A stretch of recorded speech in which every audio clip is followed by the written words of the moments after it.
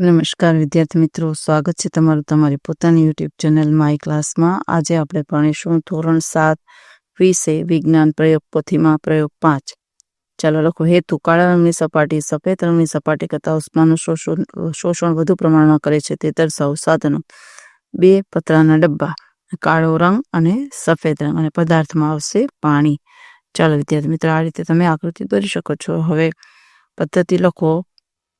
પતરાના એક સરખા 2 ડબ્બા લો અને એક ડબ્બાની બહારની સપાટી પર કાળો અને બીજા ડબ્બાની બહારની સપાટી પર સફેદ રંગ લગાડો।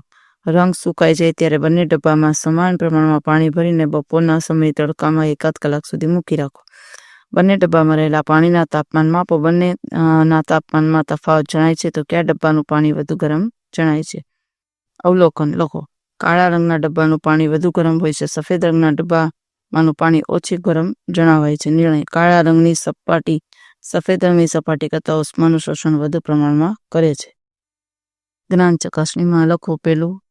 પહેલામાં લખો A, બીજામાં લખો C ઉષ્મા વિકિરણ, ત્રીજામાં લખો સફેદ, અને ચોથામાં લખો B તાંબુ, અને પાંચમામાં લખો C ઉષ્મા વિકિરણ। ચલો તફાવતના 2 મુદ્દા લખવાના છે।